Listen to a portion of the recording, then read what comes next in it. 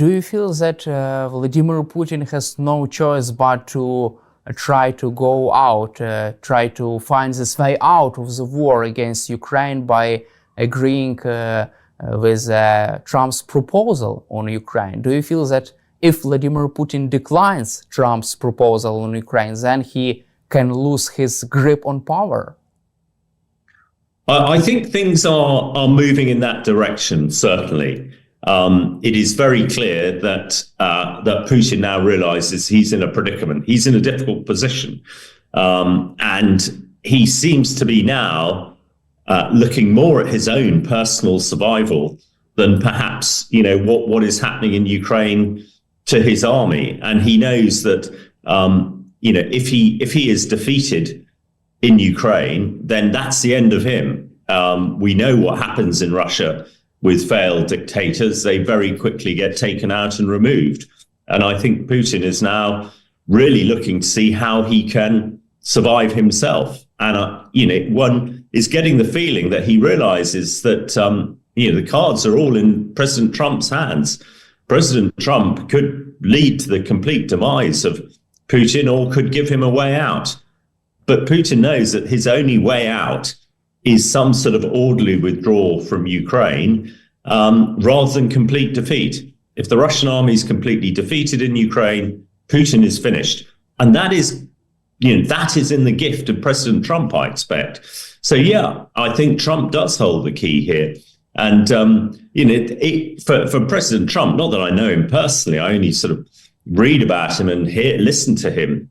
He seems to be the sort of person who revels on success and tries to avoid failure as at all possible. If he can create a ceasefire in Ukraine early this year, at the very beginning of his premiership, I'm sure we'll hear him shouting about it all around the world. For him, that will be his greatest success. So, at the moment, the tide, everything is moving in Ukraine's direction, I think, and against Russia. And let's hope that Trump is as good as his word when he becomes president at the end of this month. It seems also that Vladimir Putin has faced numerous setbacks during the latest months. High casualties rate in Ukraine, as a failure to achieve strategic objectives in the war against Ukraine, the withdrawal from Syria, and also they even have managed to shoot down Azerbaijani Airlines, a civilian plane. Moreover, Russian General Kirillov has been eliminated. What is your assessment of the every setback Russia has faced during the year of 2024? Well, I think you've captured it very well there, what has happened in the last few months. Setback after setback, and failure becomes a habit. And Putin seems to be failing, virtually everywhere we turn. As you say, even last week, the Russians seem to have shot down a civilian airliner, killing, a lot of people. That in itself would be horrific, and, would certainly in the Western world would cause, the president or prime minister of that country to have to resign. But when you put it on the back of everything else that's going on, the huge casualty rate, the fact that Russia can only fill up its army these days with North Korean mercenaries, that no doubt is costing Putin an awful lot. So it's an expression that we use, death by 1,000 cuts. And Putin might not have 1,000 cuts, but he's got several hundred. And these are really hurting him and really hurting Russia. And the momentum is so important in warfare and in these sort of geostrategic politics. The momentum is really turning against him, which is why I think we're hearing his conciliatory tones, suggesting that there is a way out rather than just continue to fight. But he also realizes that way out is to allow his own survival is going to be the Russian army out of Ukraine. I can't see, anything less than that. So, things are going badly for Russia. Once things start going badly, it's very difficult to turn them around. And at the moment, one can't see a prospect of that. And maybe Putin is wishing for President Trump to come into power as quickly as possible so that he can stop the war and potentially save his own skin. Also, let's cover another Russia's setback, the Kursk Oblast, the Kursk region. Russia and Ukraine has successfully destroyed Russia's 810th Naval Infantry Brigade, according to Forbes. Moreover, today, Ukraine, right now, several minutes before our conversation or several hours before our meeting today, Ukraine has successfully struck the command post of this brigade in the Kursk region. We have seen new footage from the armed forces of Ukraine. How can you assess current situation in the Kursk region and unsustainable losses of Russian army? Because according to Forbes, the Russian brigade, 810th Brigade, has been redeployed out of the battle because of the high rate of casualties there. I think it's a really important and significant development. We discussed before Christmas that Kursk would really hold the key to what happens in future. You know, Kursk is such an important piece of Russia to Russian people.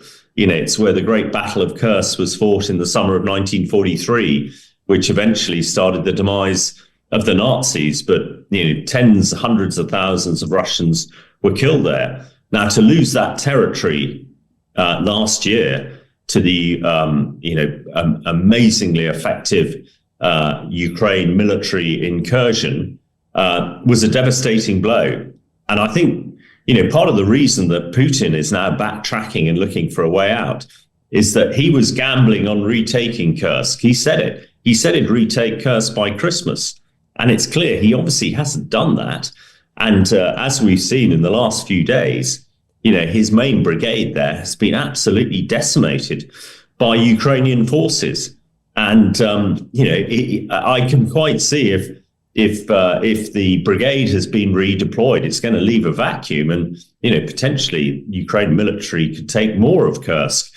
So his failure to retake it is yet another, I think, severe cut to Putin's position and power. And if he can't retake Kursk by the time President Trump comes into power, again, he is going to be severely on the back foot. And, I think we're all delighted that the armed forces of Ukraine have realized quite how important Kursk is and have significantly sort of reinforced that area and had a lot of military success in the last few days and weeks. So as we discussed many times, Kursk is the key here. And at the moment, the Ukraine military is very much on the front foot in Kursk. And there is no sign that that's likely to change anytime soon. North Korean army has suffered more than 3,000 casualties in the Kursk region. We have also seen some interesting videos with poor actions and poor performance of the North Korean soldiers there. How can you assess the effectiveness of the North Korean deployment and their military operation in the Kursk region, as we now have seen the main results of their operations there and high number of casualties? Well, I think the North Korean performance and the North Korean involvement says an awful lot about Russia at the moment.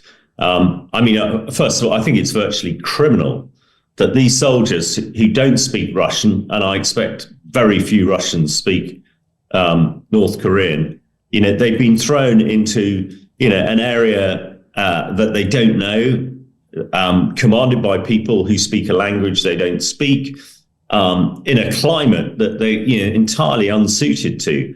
You know, the devastating cold winter, you know, of the east of Ukraine, and Kursk is completely alien to them. And the casualty rates, as we've seen, you know, it's even higher than what the Russians are leaving. I mean, these people really are being marched to their death by their Russian masters. It is a crime. They are in effect mercenaries, but no doubt these poor soldiers, you know, are not being paid the sort of bounties that you would expect mercenaries to be paid. So, Yeah, I think it's almost a crime against humanity to put these poor North Koreans. But what it shows even more is how desperate Putin is for soldiers. He can't generate any more Russians to go and fight, so he's having to buy, in effect, soldiers from North Korea. It says an awful lot about the North Korean dictator Kim Jong-un as well. So yeah, I think this, again, if one look at the positive from Ukraine's perspective, shows that the sort of Russian edifice is crumbling. And that's why the West and the US must keep the pressure on Russia, keep supporting Ukraine to make sure that Ukraine gets a peace that it really deserves, which now seems almost at touching distance. Do you feel that Vladimir Putin expected North Koreans to change the course of this battle in the Kursk region? Do you feel that he expected them to perform in more professional way? Well, if he did, I mean, he is showing that he really is out of touch. Now, everybody knows that Putin is not a soldier. He was a spy. And it's very different being a spy to being a soldier fighting. I think anybody who'd been a soldier, and me included, would have said and did say at the start that these North Koreans will make no difference at all. They will just be complete cannon fodder. It was clear that they were poorly trained, poorly equipped, didn't understand, what the Russian masters were telling them to do.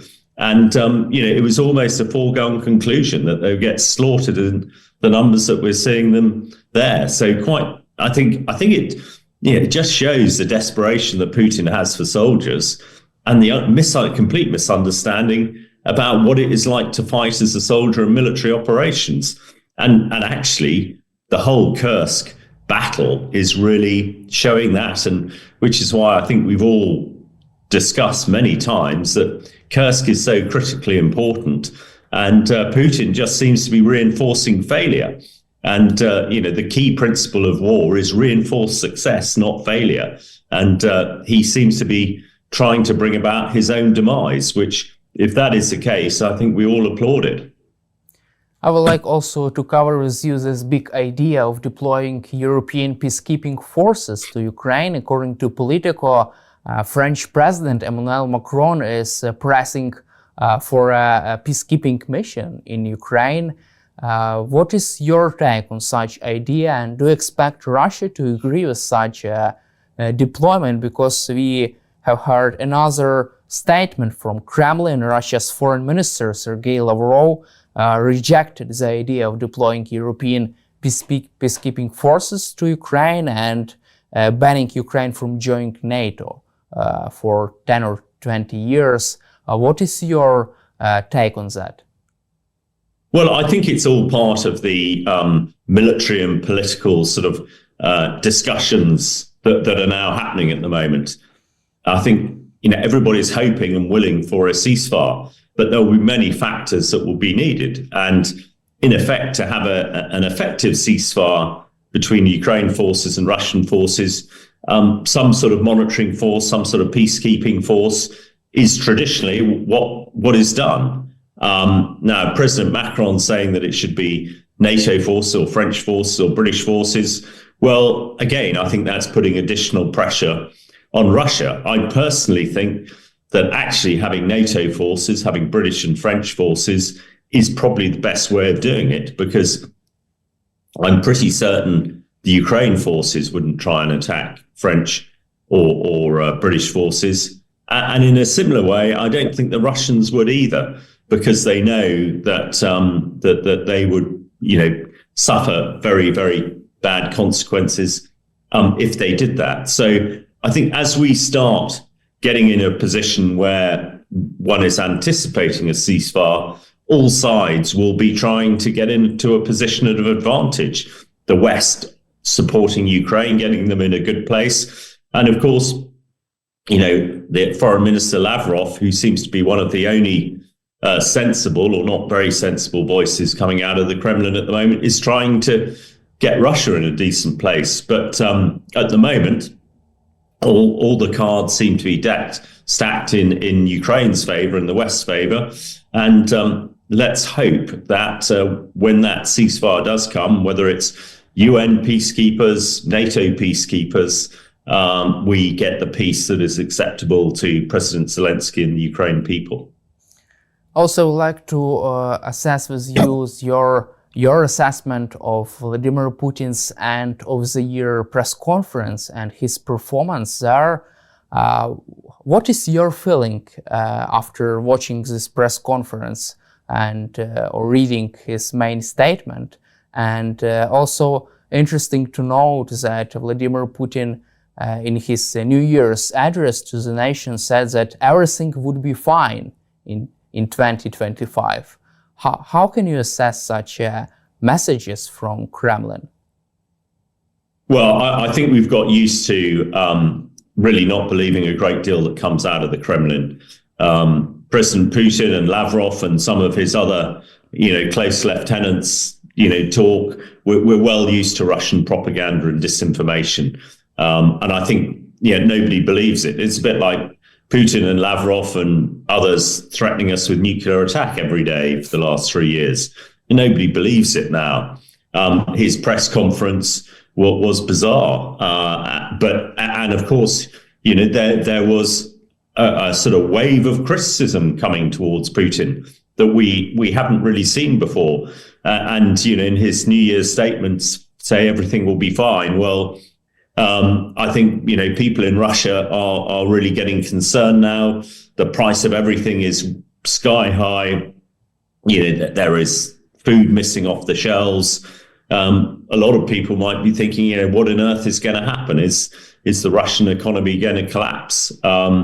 And Putin is trying to reassure them, but you sort of nobody in the West believes what he said, and let's hope people in Russia are beginning to understand that as well. But I think the underlying thing that we've seen in the last few weeks coming out of the Kremlin and Putin is the realization that they are losing. They're on the back foot, and unless they do some pretty snappy political and diplomatic work, maintain their position with their own people, then come the 20th of January, when President Trump takes control of the US and in effect, is the world's policeman again, then, Putin is in a really difficult position. And, the final bit here, he clearly wants to hang around in some form or another, but he knows that failed Russian dictators rarely last for very long once they've been toppled. And, I expect his own mortality is sort of flashing in front of his eyes at the moment. So a bizarre last few weeks. Hopefully, as we discussed at the beginning, the mood music is looking as though things might get better for Ukraine, that there will be a ceasefire that the Ukraine people and President Zelensky can agree to. And it would appear that the West and President Trump are very keen to ensure that happens. So I think we're all hoping that 2025 is going to be a lot better than 24, 22 and 23 for Ukraine. Also, I'd like to cover with you recent incidents in the Baltic Sea with the underwater cables. Some Chinese military civilian vessels have damaged cables underwater there in the Baltic Sea. How can you assess these incidents and Russia's ability to continue sabotage actions inside Europe? Well, I think the head of the CIA and the head of the British intelligence service, MI6, a few months warned against exactly this, that the Russians would step up their sabotage, step up their espionage across Europe and across the West to try and destabilize the West, to try and persuade people in Europe to stop supporting Ukraine. One anticipates that this will keep going, and the attack on the cables in the Baltic Sea is a classic bit of sabotage, and cutting cables that help us all communicate these days, that is a really dangerous bit of sabotage, which no doubt is why the Russians have looked at it. But we've also seen, the Russian incompetence. The shooting down of the jet last week, the civilian jet, and other things. So, they might be trying to do a lot, but there are isolated bits of success. But I think it also underlines that actually, things are not going well in Russia. One anticipates that they will continue their clandestine activities in Europe and the West. But if the ceasefire can happen, sooner rather than later, and Russia has to focus on its own country and sorting its problems out, then it will become more difficult for them to conduct these type of operations. But it's not new. This sort of stuff goes on all the time, has done ever thus. And it's clear that most in Western intelligence agencies are putting a lot of time and effort in to try and thwart them as best they can. Thank you, Colonel Hamish, for your time and for your support for Ukraine, and glory to Ukraine. Yeah, thank you for having me, and absolutely glory to Ukraine. Героям слава. Thank you very much.